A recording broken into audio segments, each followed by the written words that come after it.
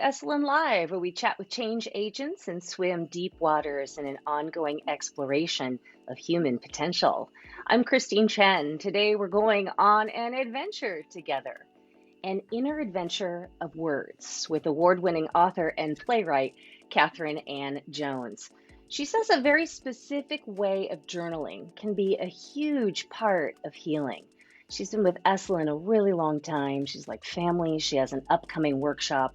Heal Yourself with Writing is the name of the workshop, and that's happening August 2nd through 6th. In the meantime, as we invite Catherine into the space of this interview, tell us where you're joining from and then send her a little bit of love. Hi, Catherine. How are you? Hi. Hi, greetings from Ojai, California. It's so great to see you. Thanks for joining. Judy Murdoch says, cool, I have the hardest time journaling. So she is really excited about this, it sounds like. So comments as we're talking about this, put them in the chat. Questions for Catherine about your journaling. We're going to take them all. Let's start with this question, if you don't mind, Catherine. Writing and journaling are often thought of as very healing ways of practicing and going inside. How does this process work, maybe for you, and then how you might want to offer it to others? Of course, there are many different approaches to journaling. In my second book, Heal Yourself with Writing, which is also the workshop, I call this focus journaling. So I give specific prompts for 5-minute short writing exercises. And it seems to have a deep self-healing experience, as well as a deeper dialogue with the self. So it's sort of getting to know yourself on a deeper level. And we have a question from Frankie. He says, do you have a set time every day to write? Great question, Frankie. Um, I'm a morning writer, so I get up early, 5:30, 6. By 8 or 8:30, I'm usually at the desk when I'm working on a project, a play, screenplay, or book. And then I usually break at 12 or 1. And that's sort of my process. Mm. And it's definitely a process. I love writing. I've been writing my whole life. It's also a discipline, I would probably add to that. I'm sure you would agree. In this process, in this discipline, where do you start to, or how do you start to feel the shift in your body, maybe your mind, and in your heart? Well, first, I'd like to give a definition of discipline. I was told many years ago, my theater years, when I was living and working in New York, I visited a well-known artist at her studio called Buffy Johnson. Her works, she's gone, but her work is in the Metropolitan Art Museum in New York. Um, I, she would work for 6 months on a single painting. And I remember saying, Buffy, I so admire your discipline. And she turned to me and said, don't you know what discipline is? It's love. Mm. So when you do what you love, in my case, writing and teaching, um, I just thought that was the best definition I had ever heard of discipline. That is a beautiful definition. And I know that a lot of us are learning from the fact that you just shared that with us. If you're joining us on Esalen Live, please do send Catherine a little bit of love if you are really benefiting from what she's saying here. And if you have any questions for her about writing, we're going to do an inner adventure of words writing exercise together in a second. I do have one more question before we begin, is that sometimes when you explore these things and you go inside and so much comes pouring out, that it can be scary. And then I want to ask how we know how to keep ourselves safe, but still exploring in this process. Well, first of all, when people ask me, what do I bring to your workshops? And I say paper, pen, or laptop, and courage. I think it takes courage to write because in my approach and what I try and inspire in others to not just bring your left brain to the table. but to bring all of yourself. So you write from your gut, from your senses, and from your heart, of course, and something deep. I mean, my experience writing, the best time is when I get out of the way and something comes through me and I read it as though for the first time. And often my students have this experience and they say, through the exercises, and they say, I don't know where this came from. And so that's when it's really exciting. It does take a bit of courage, though. Mm. Is it important to know where it came from when they're surprised and say, where did this come from? Do you then Not go at back? Not at all. all. As long as you feel it, as long as you're in the zone, you just say thank you, spirit, or something. Lily just said, love and discipline, great memory. Thank you so much. So, Catherine, let's experience one writing exercise together. So, if you're watching at home, please grab a piece of paper, a journal, just a little notepad will be fine to get an idea of what this focused journaling is like. Again, this is an adventure we're going on together, an inner adventure of words, focused journaling. And Catherine is going to explain how this will work. So go ahead, Catherine. Okay, unlike the exercises in the book and the ones many I'll do in the workshop, I've started doing something else. I sometimes will choose a poem and read it twice and then have people just write whatever associations come up. So the first time I read it, I want to ask you to please close your eyes and not only listen to the words, but try and feel the words. It's a poem by Mary Oliver, who we lost in the last 2 years. Wonderful poet. The poem is called The Journey. One day you finally knew what you had to do and began, though the voices around you kept shouting their bad advice, though the whole house began to tremble, and you felt the old tug at your ankles. Mend my life.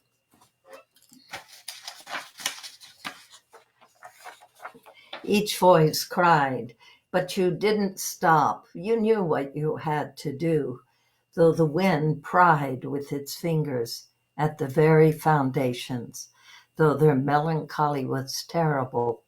It was already late enough and a wild night, and the road was full of fallen branches and stones. But little by little, as you left their voices behind, the stars began to burn, though the sheets of clouds, and there was a new voice which you slowly recognized as your own that kept you company as you strode deeper and deeper into the world, determined to do the only thing you could do, determined to save the only life that you could save. Okay, now I'd like you to take your pen in hand, and when I read the poem again, listen for a word, a theme, or a phrase that resonates with you, and just start writing whatever comes up. There's no right way to do this. Okay, the journey. One day you finally knew what you had to do and began, though the voices around you kept shouting their bad advice, though the whole house began to tremble, and you felt the old tug at your ankles. Mend my life, each voice cried, but you didn't stop. You knew what you had to, though the wind pried with its fingers at the very foundations, though their melancholy was terrible. It was already late enough and a wild night, and the road full of fallen branches and stones. But little by little, as you left their voices behind, the stars began to burn through the sheets of clouds, and there was a new voice which you slowly recognized as your own that kept you company as you strode deeper and deeper into the world, determined to do the only thing you could do, determined to save the only life that you could save. So just write for 5 minutes. Actually, I think what we'll do, because we're in a live situation right now, is maybe we'll give people a couple of moments at home, write a few words down, and you can maybe go back to this a little later and set up a 5 minute session with yourself. So, right now, if you wouldn't mind intaking that Mary Oliver poem that Catherine so beautifully read, breathe in and breathe out and share in the comments some of the words that came up so Catherine can see what's come up for you in this exercise, if you wouldn't mind. And then I'll just put the poem up one more time. If you're just joining us, we've been working on this writing exercise. Catherine Ann Jones, award winning playwright and author and a longtime Esalen faculty, has just read this poem by Mary Oliver. And part of this is to discover what words come up as we're working on a healing journey through focused journaling. So there's a lot of imagery within this poem. So, what has come up for you? You know, it's so interesting. If I could kick off this conversation, um, is the idea of nature on a road. That's literally the words that kept popping out to me. So, what do you make of that? Analyze me, if you would, Catherine. This isn't really about analysis, Christina. It's like giving them time to respond and explore what comes through them, uh, what comes up, the melancholy, the despair, the challenges, and the realization that in the end, the only life we really can save is ourselves. Mm. But by going to the end spiritually, psychologically to ourself, then we're in a better position to help those around us. Well, I want you to see some of the words that have come in. Mary says, new voice recognized as my own. Beautiful. Judy has said, left their voices behind, save my own life. Ekaterina says, you didn't stop. Marilyn Yes, says, let me make it through. Marilyn says, you knew, slowly, determined. Lily says, fresh air and wind. Katie says, free, okay, in God's arms, safe, secure, laughing, happy, grateful. The new voices. Hope is one of the other words that came up. I think a couple more. And then Amy said, you knew what you had to do. Yes, beautiful. Thank you so much. What were you going to say, Catherine? yeah, well, they didn't really have a chance to do the exercise, so I would encourage them after this program. The starting point is to listen to what grabs them from the poem and then to start writing from themselves, their own words.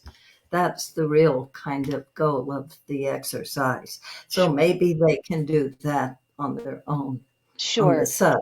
Yes, the Uh, invitation for now is just to get kind of like your initial reaction to that. And then the invitation also is to spend some time later with the full exercise.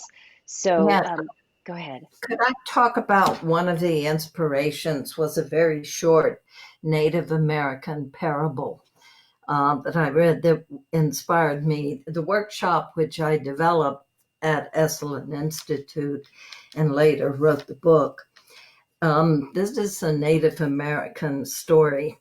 A grandfather is talking to his 8-year-old grandson, and he's solving, he's a shaman for the village, and a problem has come up that he's wrestling with. So he tells his grandson, there are two wolves fighting in my heart. One wolf is generous and loving and kind, and the other wolf is angry and mean and frantic. And these two wolves are fighting in my heart. So the little boy looks up to the grandfather and says, Grandfather, which wolf wins the fight in your heart? And the grandfather says, the one I feed. So part of the workshop or the aim is to try and transform our memories, our past memories, even the wounds, and transform them so that we're feeding the good wolf. Hmm. I don't know if that makes sense, It but does. one of If that made sense one of to you at home and and resonated with you, please send us some comments and let us know how you're feeling about what Catherine just shared. There's a question from yeah Judy. How do you prevent, hang on a second, you're all contributing so beautifully. How do you prevent emotions from trauma when focused journaling? That's Judy's question. yes. Well, you've heard the saying, "The only way out is through." Um, One of the key things, I think it's the first line in the book I wrote, was our lives may be determined less by actual past events than by the way in which we remember them. So it's not just about bringing past traumas, but having a shift in perspective. And during the exercises we can shift those perspectives so that the trauma is not controlling us. Mm, It's sort of something to be experienced rather than just lectured. But I did have an example of a young woman. She was about 36, who came to the Esalen Heal Yourself workshop, and she had been sexually traumatized at the age of 15 by her brother and her brother's friend. And she had been in psychological therapy for many years, 20 years or something. And it had, or 15 years, and it hadn't helped her. And then she wrote after the weekend workshop, she says, "For the first time in my life since the sexual trauma, I feel I've returned to myself." Because, of course, when there is a trauma, you become separated from yourself or your soul. And the work is trying to rejoin that. mm. So, That's so beautifully said. Thank you for sharing that and being so honest and mm, being generous with this exercise. You have received so much love. Go ahead and send Catherine a little bit more appreciation and love for this experience we had with her. And we want to invite you to sit on your own for 5 minutes with the poem and what comes up with the poem. It's Mary Oliver's The Journey. I want to share also that your workshop, last chance to ask Catherine questions, by the way, her workshop, Heal Yourself with Writing, August 2nd through 6th at Esalen. Esalen's open, a brand new chef, new pricing structure. Great things are happening there, so definitely check out the website and Catherine's workshop. Thank you so much, Catherine. That was really lovely and eye-opening and heartfelt. You can tell by the comments and love that you're getting on Esalen Live here. Any last words? yes, could I leave them with one exercise to do on their own? It's very short for me to say. And what works best with these exercises, don't think long and hard, just do what comes up spontaneously. Describe a room. It could be a real room from your past or present, or an imaginary room. So just describe a room. That's one of the many exercises we will I be love it. doing. Yeah, very accessible. So thank you for sharing that. Again, No. Catherine Ann Jones at Esalen in a few weeks. Check it out on the website. Enjoy revisiting the writing exercise with the poem and stay connected at Esalen. Stay inspired, everybody. Have a great day.